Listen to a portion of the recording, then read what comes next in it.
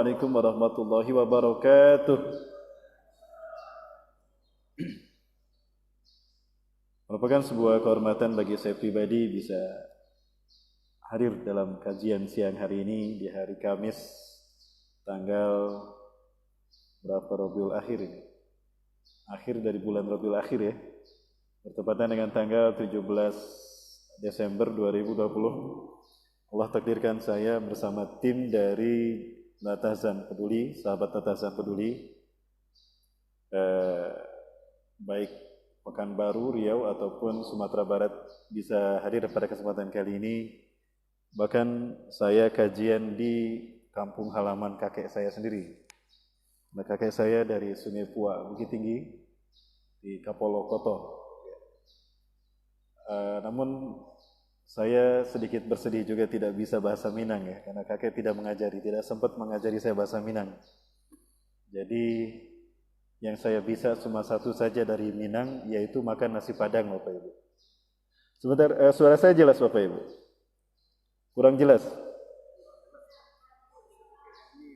Okay.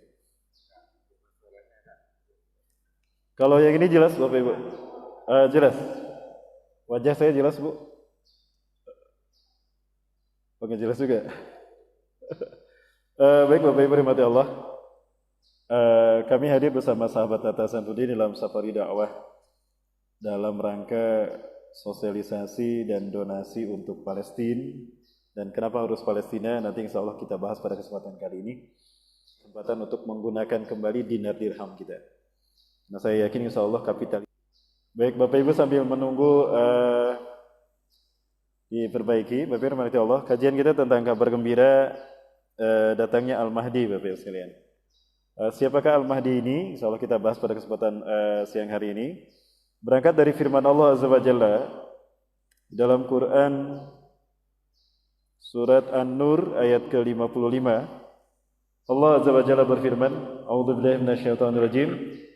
Wa'adallahu alladziina aamanu minkum wa 'amilus shalihat la yastakhlifannahum fil ardi kama istakhlafal ladzina min qablihim wa la yumakkinanna lahum dinahum alladzi irtada lahum wa la yubaddilannahum min ba'di khawfihim amna ya'budunani wa la yusyrikuna bi syai'a wa man kafara ba'da dzalika fa ulaika humul fasiqun. Di dalam ayat ini diawali dengan kalimat wa'ada. Wa'adallahu, Allah berjanji. Nah, kalau Allah berjanji pasti Allah penuhi kan. Allah tidak pernah menyalahi janjinya. Dan tidak pernah mengingkari janjinya. Kepada siapa Allah berjanji? Alladzina amanu minkum, kepada orang-orang yang beriman di antara kalian. Minkum, di antara kalian, hai orang-orang Islam. Jadi janji Allah ini akan nyata, akan terasa betul oleh orang-orang yang beriman. Oleh orang munafik tidak akan terasa. Bahkan mungkin orang munafik akan memerangi dan mengingkarinya. Wa amilus solihati, dan orang-orang yang melaksanakan amal soleh, yaitu mereka yang mewujudkan imannya dengan amal soleh. La yastakhlifannahum fil ardi. Nah, di sini menggunakan lam taukid dan nun taukid sakilah. Artinya sungguh pasti Allah akan menjadikan kalian berkuasa di muka bumi. Dan kalimatnya menggunakan wajan istakhlafa. Dari kata istaf'ala yang artinya harus diperjuangkan. Jadi ada upaya kita untuk mendapatkan kekuasaan tadi. Artinya ada perjuangan menegakkan Quran dan Sunnah sehingga Allah punya alasan untuk memberikan kekuasaan itu kepada kita. Maka menggunakan wajan istakhlafa. Dan ini menggunakan istakhlafa bukan la yamlikannakum fil ard. Bukan la yamlikannahum fil ardi. Bukan menjadikan mereka malik mulkan, tapi dalam bentuk khilafah. Maka menggunakan istakhlafa. Artinya kekhilafahan ini akan tegak kembali.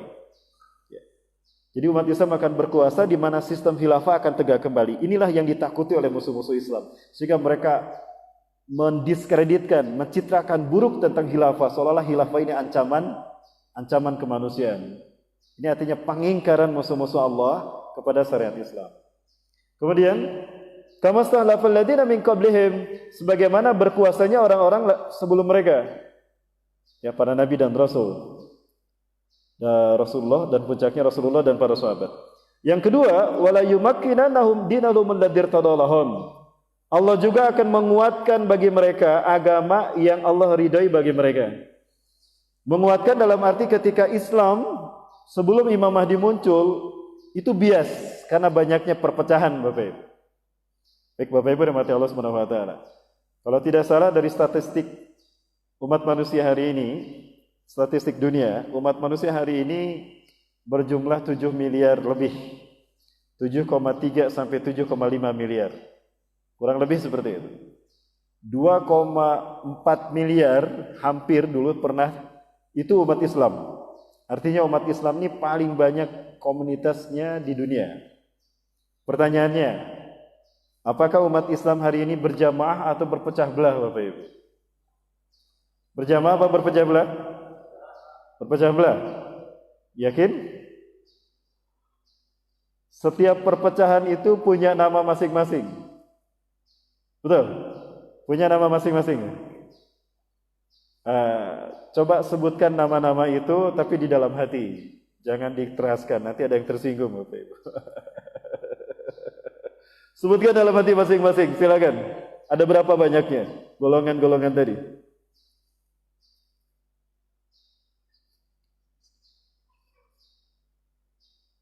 Ada? Sudah? Ada berapa banyak? Ada berapa banyak, Bu? Pak, ada berapa, Pak? Ada 10? Lebih? Lebih dari 10? Baik. Sekarang, baru sebutkan. Kalau bisa dengan suara yang lantang. Sebutkan satu saja dari nama-nama kelompok itu yang ada di zaman Rasulullah dan para sahabat. Yang keras, Bu, Pak. Satu saja. Ada? Tidak ada?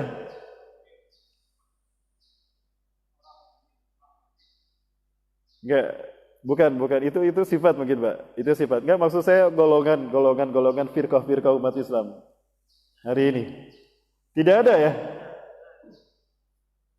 Tidak ada. Lalu kenapa sekarang harus ada jika di zaman Rasulullah tidak ada? Bapak Ibu silakan kita minta bukakan. Bang. Surat Yusuf, Bang, ayat ke-40. Bapak Ibu silakan buka surat Yusuf ayat ke-40. Ini juga merupakan bagian dari tugas Imam Mahdi. Dan ini barangkali yang bisa kita pahami dari pendekatan ayat ini, wala yumakkinanna lahum dinahum alladzi irtadalahum. Dan sungguh Allah akan menguatkan agama yang Allah ridhai untuk mereka. Maksudnya menguatkan adalah membersihkan dari perpecahan. Membersihkan dari klaim kami paling benar, yang lain salah. Kami ahlus sunnah, mereka ahlul bid'ah. Itu pun sama. Itu akan dibersihkan. Maka tidak ada lagi perpecahan. Karena umat Islam akan ada pada satu kepemimpinan. Baik, terkait dengan perpecahan di dalam tubuh umat Islam ini menjadi isyarat Imam Mahdi akan datang. Inda ikhtilafi minan nas, ketika umatku berpecah belah, berperang dan bertikai.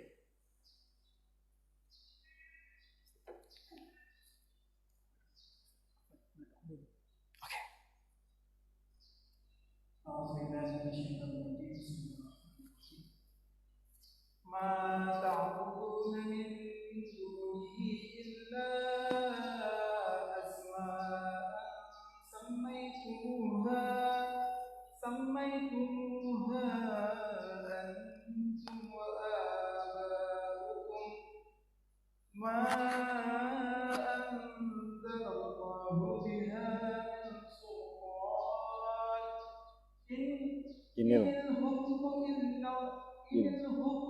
إلا لله أمر ألا تعبدوا إلا إياه ذلك الدين القيم ولكن أكثر الناس لا يعلمون.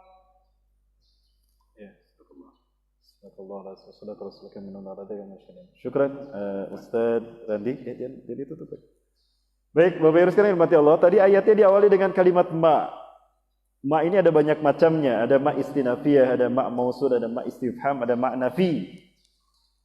Tapi jika sesudahnya ada ila, maka makna bermakna ma nafi. Sehingga kita terjemahkan ma ta'buduna min dunihi, tidak ada yang kalian sembah selain Allah. Kalau menyembah selain Allah berarti syirik, betul? Ma ta'buduna min dunihi, tidak ada yang kalian sembah selain Allah illa asma'an, kecuali nama-nama. Samaitumuha, yang kalian beri nama dia, antum wa abaukum, oleh kalian dan oleh bapak-bapak kalian. Wa ma anzalallahu biha min sultan, sedangkan Allah tidak menurunkan perintah untuk membuat nama-nama tadi. Inil hukmu illa lillah, hukum itu hanyalah milik Allah. Dzalika dinul qayyim, itulah agama yang benar, yang lurus, walakinna aktsara nasi la ya'lamun. Tapi kebanyakan manusia tidak mengetahuinya. Pertanyaan saya Bapak Ibu sekalian, bagaimana orang menyembah nama? Bagaimanakah dikatakan menyembah nama? Ma ta'buduna min dunihi, tidak ada yang kalian sembah selain Allah kecuali nama-nama. Bagaimana nama-nama itu disembah? Apakah dibikin plangnya besar, kemudian namanya ditulis dengan huruf yang bagus, lalu orang-orang pengikutnya ruku, kelompok itu ruku, sujud menyembah nama tadi? Tidak. Tentunya tidak demikian. Tapi aktivitasnya, mobilitasnya untuk kebesaran nama itu, untuk kebesaran kelompoknya, bukan untuk kebesaran Allah Azza wa Jalla. Apa itu bukan syirik? Dan ini yang terjadi di tengah-tengah umat Islam hari ini. Maka tidak salah, jangan salahkan Allah dan Rasul jika kita dibantai di Suriah, di Palestina, di Irak, di Uighur, di Rohingya, dan di semua negara Islam. Inilah kemusyrikan yang bisa dilakukan oleh orang yang mengaku taubat, takwa, dan salat. Quran surat Ar-Rum ayat 31-32. Allah Azza wa Jalla berfirman, A'udzubillahi minasyaitonir rajim. Munibina ilaih, dengan selalu bertaubat kepada Allah. Munib ini isim fa'il, artinya continue. Untuk menjaga fitrah kita Islam, ayat ke-30-nya, caranya ayat 31. Bertaubat selalu kepada Allah, wattaquhu, bertakwa selalu kepada Allah, wa aqimus shalah, dan mendirikan salat. Wala takunu minal musyrikin, dan jangan kamu termasuk orang-orang musyrik. Loh, kok dilarang musyrik? Bukankah sudah taubat, takwa, dan salat?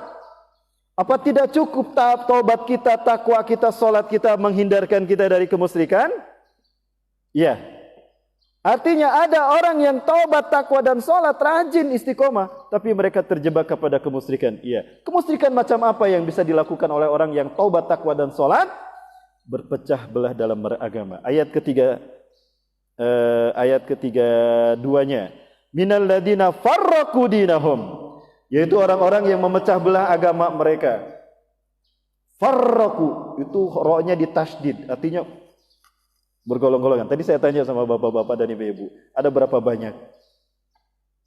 Maka ra-nya ditasydid. Itu orang-orang yang memecah belah agama mereka menjadi bergolong-golongan. Wa kanu syi'a, dan mereka bergolong-golongan. Ada golongan ini, golongan ini, golongan ini. Golongan ini merasa paling benar dan enggak mau bersatu dengan golongan yang ini. Kullu hizbin bima ladaihim farihun, setiap kelompok merasa bangga dengan apa yang ada pada mereka. Nah, dalam situasi seperti itulah Imam Mahdi diutus untuk mempersatukan umat Islam dan menghilangkan perpecahan tadi, sehingga fayakunu dinu kulluhu lillah, agama Islam akan tersatu kembali, umat Islam akan bersatu berjamaah di bawah pimpinan Imam Mahdi. Itu tugasnya. Barangkali ini yang kita bisa pahami dari kalimat wala yumakkinanna lahum dinahum alladzi irtadalahum, sehingga agama Islam ini makin kuat diyakini oleh umat Islam dan tidak ada kesamaran bagi mereka yang non-muslim, yang kafir. Maka pada saat itu hanya ada ada tiga kelompok di dalam tubuh umat manusia saat itu. Orang Islam, kemudian orang maksudnya yang beriman, yang munafik, dan orang-orang kafir, di dalamnya juga ada orang-orang musyrik. Itu Bapak Ibu. Kemudian yang berikutnya, janji Allah yang ketiga, wala yubaddilannahum min ba'di khaufihim amna, dan sungguh kami akan menggantikan bagi mereka. Kembali ada lam taukid dan nun taukid sakilah. Pasti Allah lakukan ini. Ini janji Allah. Pasti aku akan gantikan pada mereka min ba'di khaufihim amna, setelah mereka ada dalam ketakutan menjadi aman sentosa. Artinya, sebelum kedatangan Imam Mahdi, umat Islam ada dicekam oleh ketakutan. Betapapun mereka mayoritas di muka bumi ini.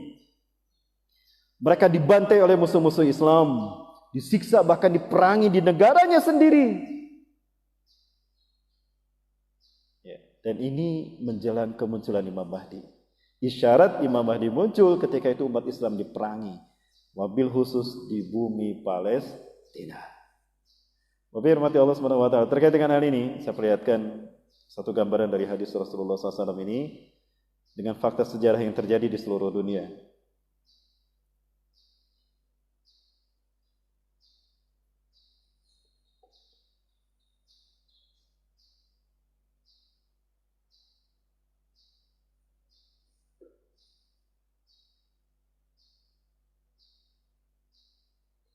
Ibu-ibu bisa diikuti, Bu?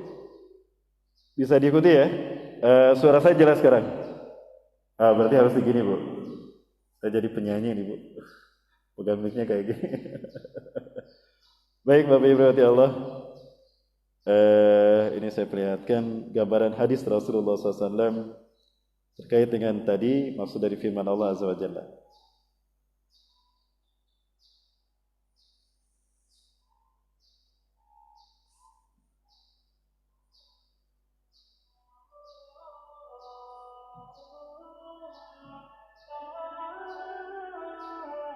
Rasulullah SAW bersabda, "Yusiku an tada'alaikumul umam kama tada'al akalatu ila qasatiha."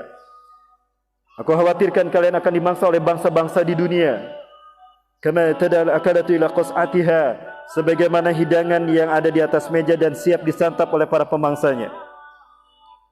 Jadi umat Islam itu Rasulullah SAW gambarkan sebagai makanan, hidangan yang ada di atas meja, para pemangsanya siap untuk menyantap, berebut. Seorang sahabat bertanya pada Rasulullah SAW, "Amin kilatin nahnu yawma idzin ya Rasulullah?" Apakah jumlah kami sedikit pada saat itu ya Rasulullah, hingga kami dimangsa, dibantai, disiksa, diperangi oleh musuh-musuh kami? Bal antum yawma idzin katsir. Bahkan jumlah kalian pada saat itu banyak. Banyak justru jumlah kalian, mayoritas. Walakinnakum gusaun ka gusai sail, tapi kalian ibarat buih di lautan. Yang namanya ombak tinggi menakutkan. Begitu sampai di pantai hilang tanpa jejak, betul? Au karimal fi syatil bahar, atau seperti pasir di tepi pantai, terhampar luas sekali.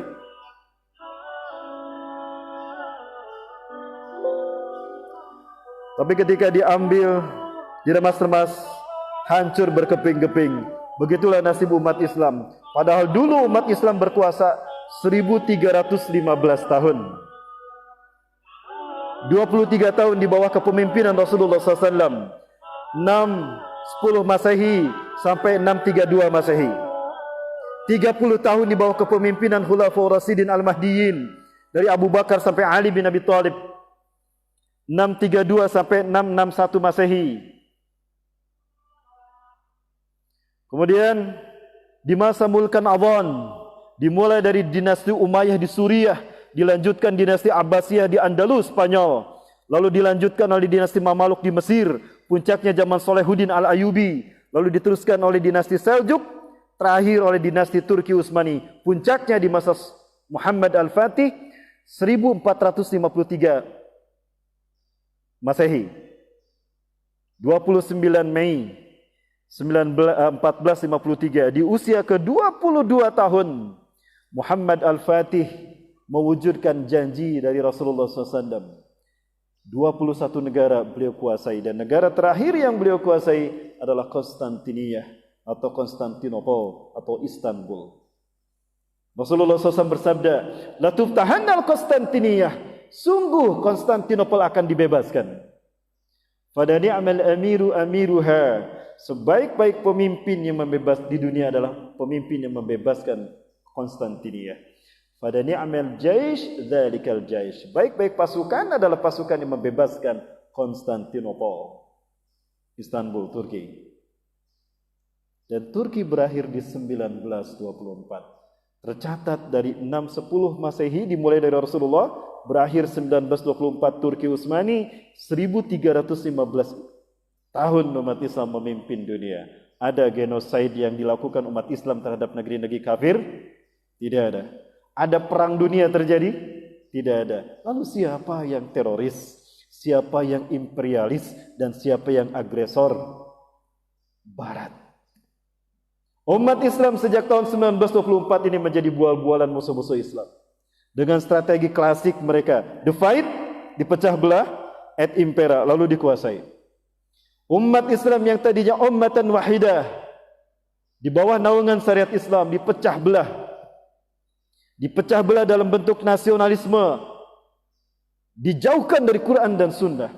Bahkan politik dicampur aduk dengan Quran dan Sunnah, maka Islam jadi abu-abu. Sudah dipecah belah dalam bentuk nasionalisme, dipecah dalam bentuk multi ormas, orpol, sekte, madhab, makin susah umat Islam untuk kembali bersatu.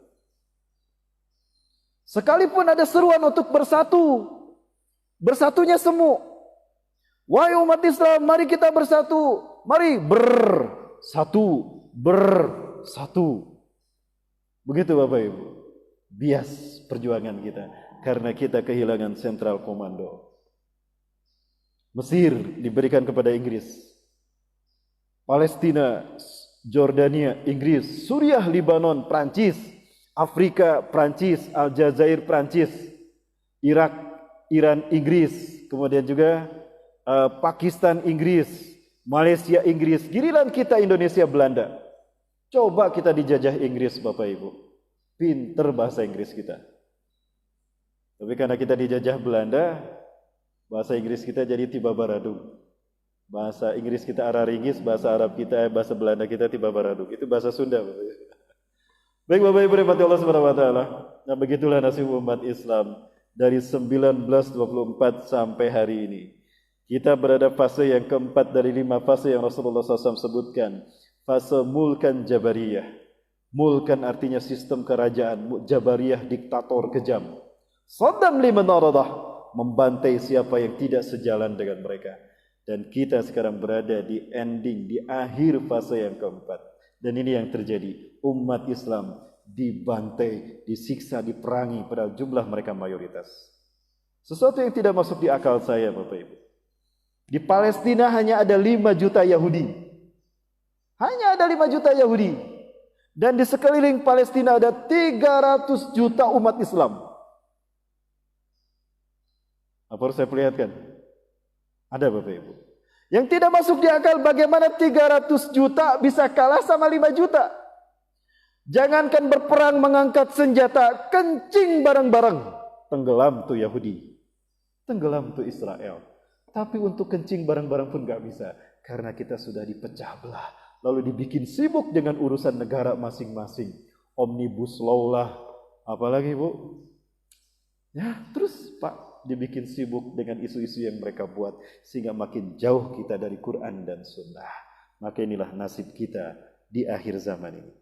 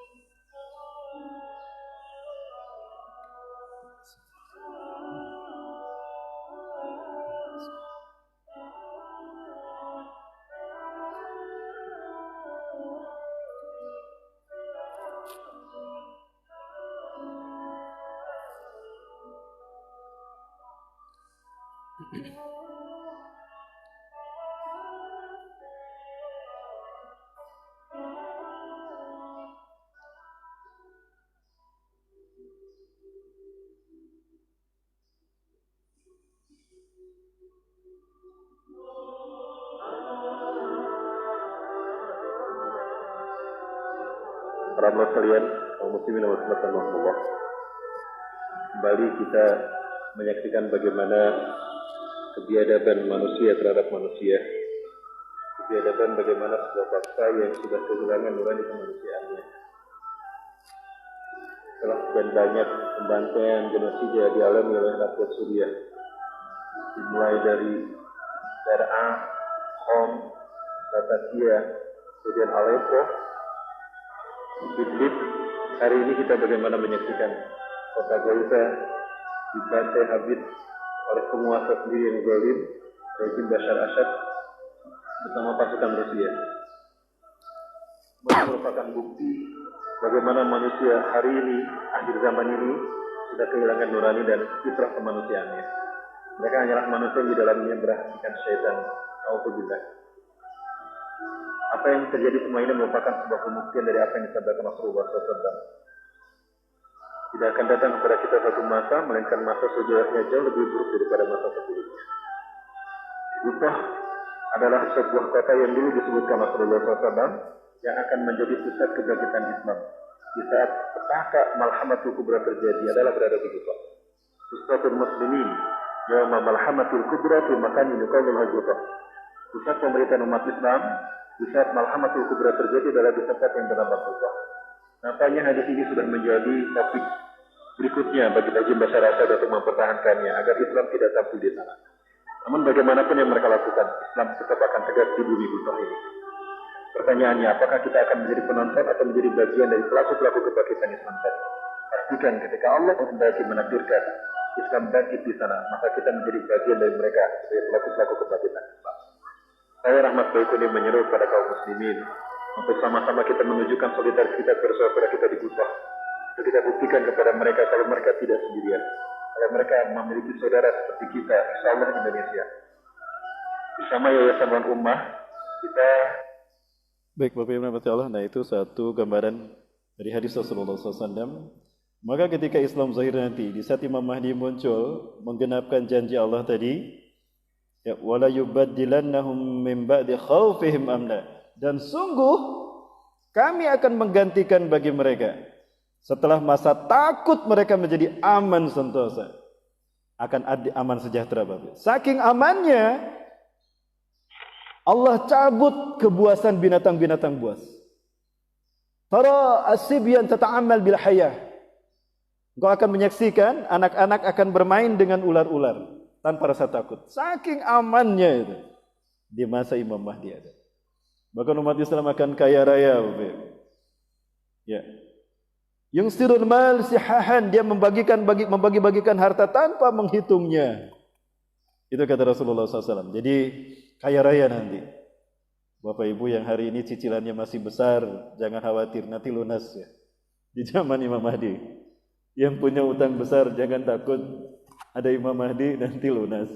Maka yang kenceng berdoanya Bapak Ibu, ya Allah datangkan Imam Mahdi, ya Allah. Ini debt collector mau datang ke rumah nagih utang, ya Allah. Itu Bapak Ibu rahmati Allah. Nah, ini janji Allah. Tapi ada syaratnya, janji Allah akan berikan pada kita. 3 janji Allah ini akan Allah berikan dengan ada syaratnya. 1, ya'budunani, kita hanya menyembah Allah, tidak mempersekutukan Allah. Wala yusriku bi syai'. Yang kedua, tidak mempersekutukan Allah. Nah, ini masalahnya. Umat Islam menyembah perpecahan mereka, menyembah kelompoknya, menyembah nama-nama. Maka janji ini terhalang, terhijab oleh perbuatan kita. Maka solusinya adalah kembali pada pimpinan Quran dan Sunnah dengan berjamaah di bawah satu pimpinan imam atau khalifah.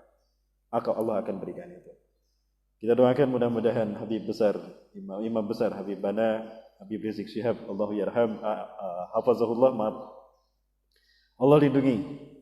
Allah selamatkan beliau dari kezaliman penguasa-penguasa di seluruh wilayah negeri entah berantah ini. Saya tidak nyebut Indonesia, Bapak ya. Dilindungi Allah azza wa jalla. Diselamatkan Allah dan beliau menjadi wakil Indonesia untuk memimpin dunia. Bapak Ibu dari Allah Subhanahu wa taala. Masih ada waktu Bapak Ibu? Gimana lanjut? Lanjut ya. Sampai asar siap? Alhamdulillah. Beberapa dalil tentang Imam Mahdi. Yang pertama ini saya perlihatkan. Rasulullah SAW bersabda, "Laulam yabqa minad dunya illa yauman." Andaikan tidak tersisa dari dunia ini kecuali hanya 1 hari saja, la tawwalallahu dzalikal yaum. Andaikan besok kiamat tersisa hanya 1 hari ini, la tawwalallahu dzalikal yaum. Allah akan panjangkan hari itu Saking pentingnya Al-Mahdi diutus.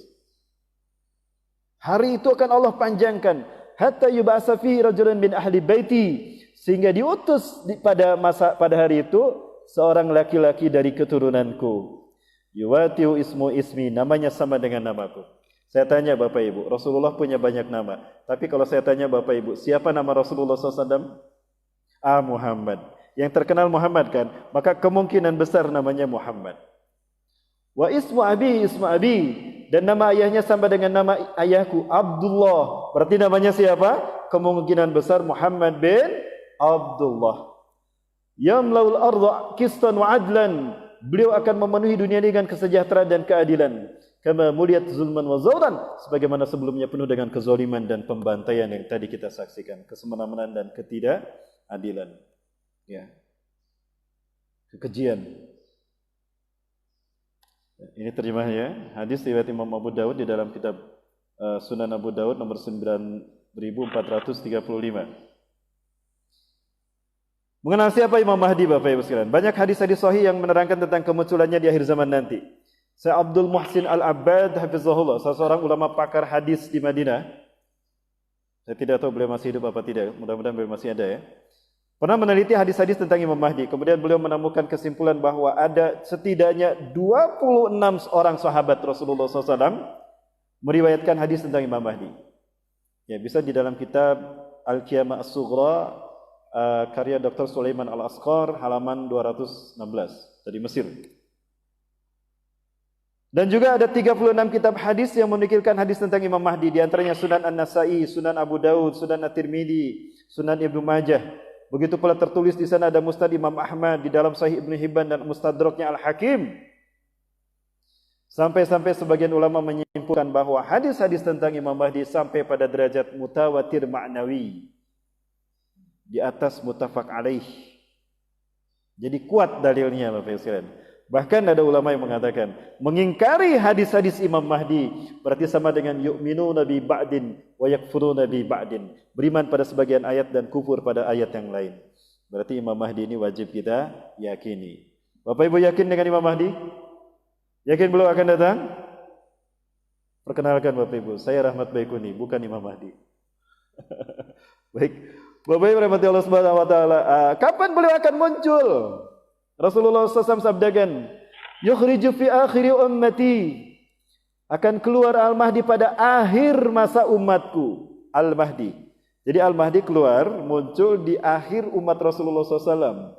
Pertanyaannya zaman siapa? Apakah di zaman kita? Apakah hari ini Imam Mahdi sudah ada? Kita bahas Bapak Ibu ya. Baik. Yaskihillahul gausa, Allah akan memberinya minum. Oh, berarti ketika Imam Mahdi belum diutus, menjelang Imam Mahdi diutus, bumi ada dalam kekeringan, betul? Berarti dekat cara kemunculan Imam Mahdi dengan Dajjal, betul?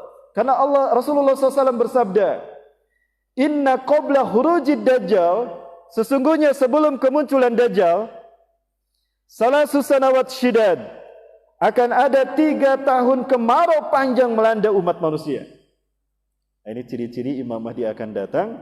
Kemungkinan Imam Mahdi datangnya di awal, dan Dajjal 3 tahun berikutnya, atau mungkin dekat antara kemunculan Imam Mahdi dan Dajjal. Rasulullah SAW sabdakan 3 tahun sebelum kemunculan Dajjal akan ada 3 tahun kemarau panjang. Wa fis sanatil ula yamnullahu as-sama' an tahbisa sudusa matriha wa yamurul ardu an tahbisa sudusa nabatiha.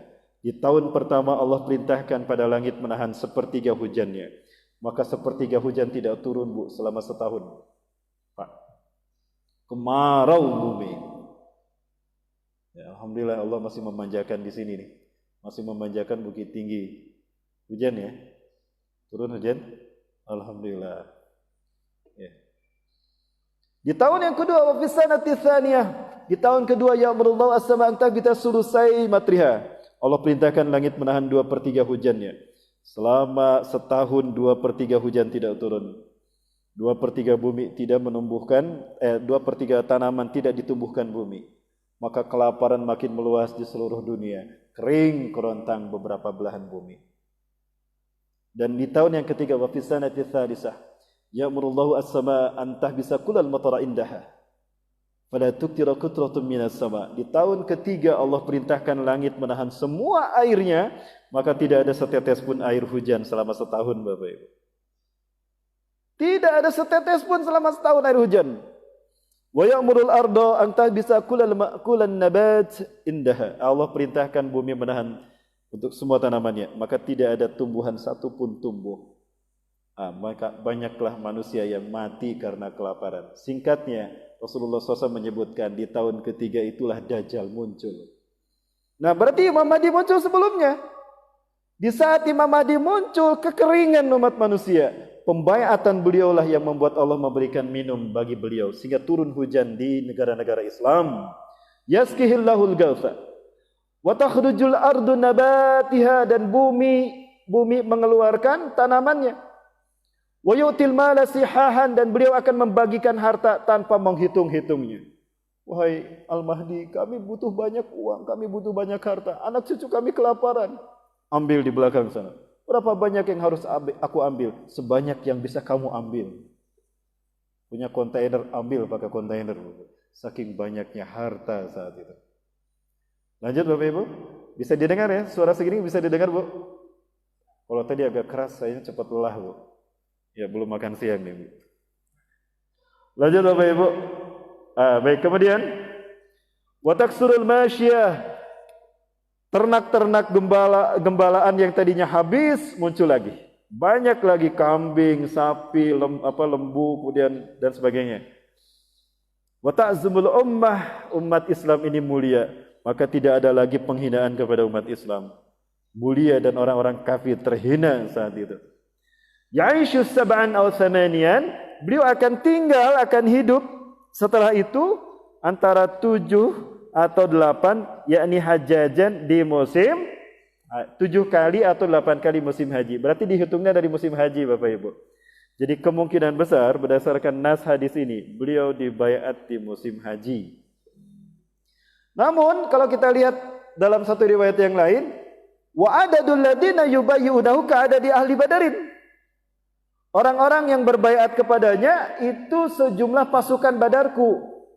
Pasukan Badar Rasulullah hanya berjumlah 313 sampai 315 orang. Kok bisa di musim haji hanya sedikit yang berbaiat kepadanya?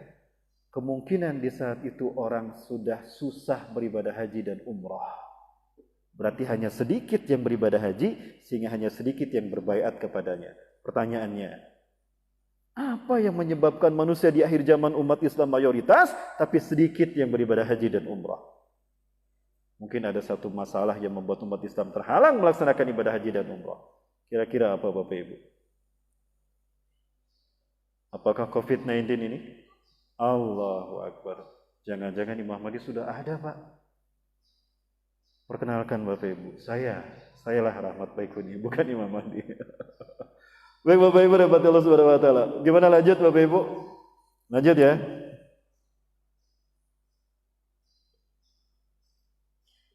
Ciri-ciri lain Rasulullah SAW sebutkan, saya percepat. Al-Mahdi bin Utsrati, Al-Mahdi dari nasabku min waladi Fatimah, dari anaknya Fatimah, yaitu dari Al-Hasan. Dari mana kita tahu Al-Hasan? Ali bin Abi Thalib dan Rasulullah SAW berjalan berdua, pulang dari satu tempat.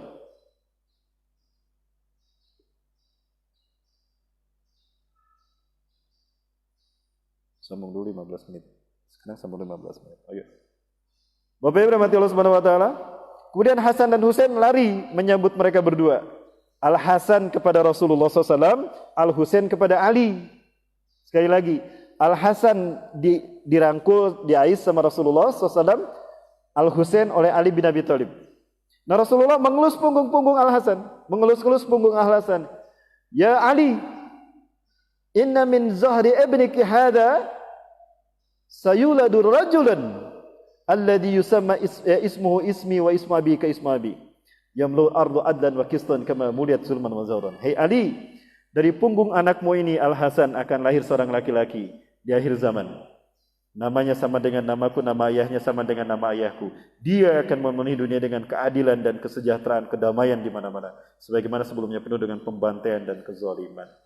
Berarti dari keturunan Al-Hasan. Silakan buka di dalam kitab Hasan Husain. Qissatu Al-Hasan wal Husain lam tuzkar.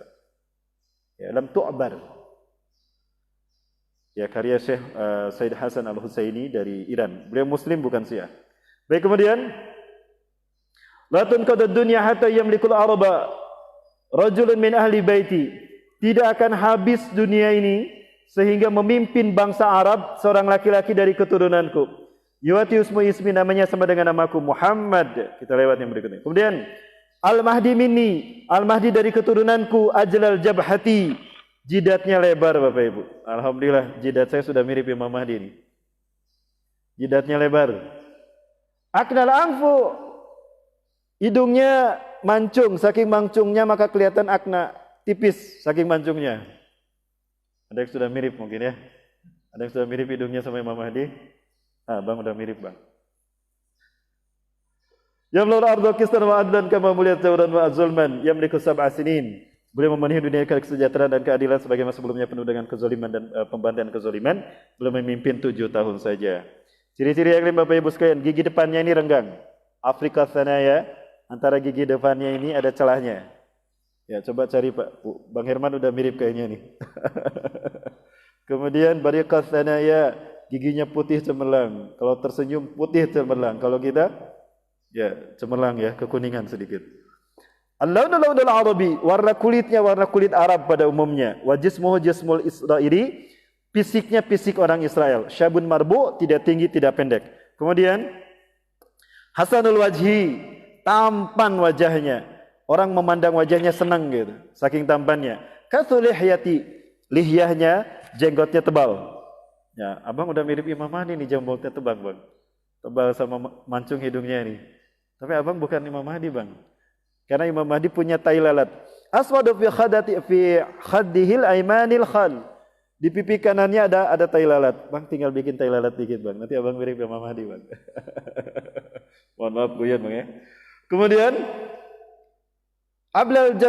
ablal ayun. Ininya bagus Bapak Ibu. Maksudnya alisnya itu lurus. Maksud saya sejajar dan cantik, tampan maksud saya, indah. Ya, akhalul ayun dan juga pelupuk matanya hitam. Ini kelihatan lebih hitam kayak dicelak gitu. Padahal tidak dicelak. Baik Bapak Ibu rahmati Allah, dan terakhir Imam Mahdi ini minna, dari keturunanku, alladhi yusalli Isa bin Maryam khalfah. Dari keturunanku akan ada orang yang salat Isa bin Maryam salat di belakangnya. Artinya ketika salat berjamaah itu Imam Mahdilah imamnya. Nabi Isa makmum di belakang Imam Mahdi. Pertanyaannya, kapan Imam Mahdi muncul? Kita lihat Bapak Ibu hadis yang satu ini. Bapak Ibu kita baca sama-sama biar tidak ngantuk. Ya. Materi kita makin berat sehingga banyak bapak-bapak, ibu-ibu yang menunggulkan kepalanya karena sudah berat materinya. Baik, kita lanjut ya. Bapak Ibu ikuti saya.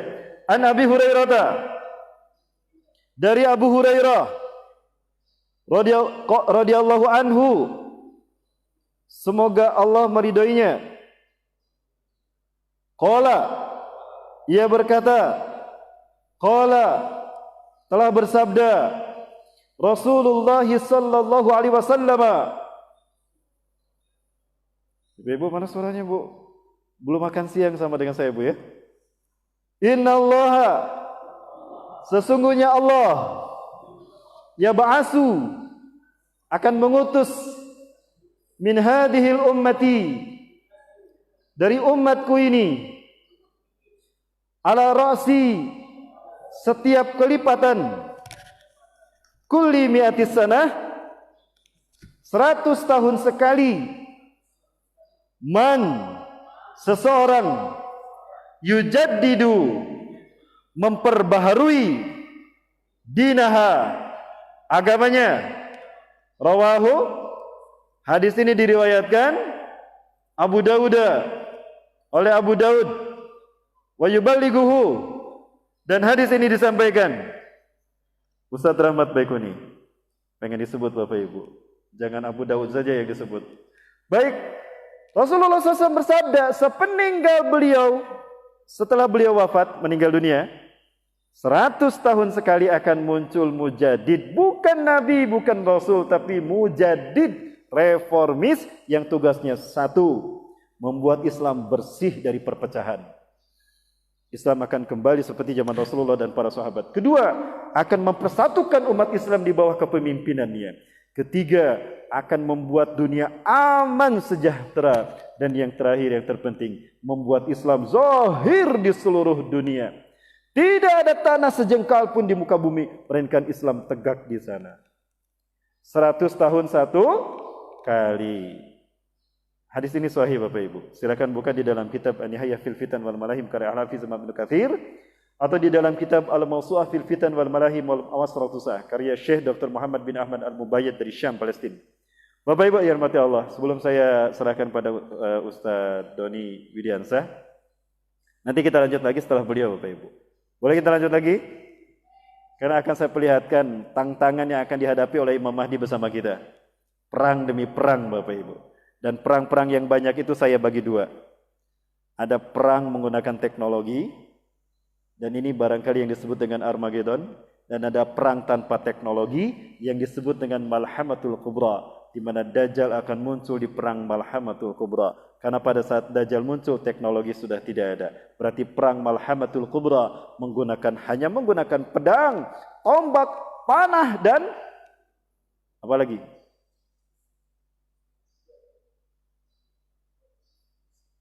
Tombak. Dan tombak ya. Itulah. Pokoknya tidak pakai teknologi. Tidak ada nuklir. Baik Bapak Ibu ya Allah, 100 tahun satu kali. Saya bertanya Bapak Ibu sekalian. Umat Islam memimpin dunia terakhir kapan? Zaman Turki Utsmani dulu. Sepakat zaman Turki Utsmani? Sepakat ya? Turki Utsmani berakhir tahun berapa?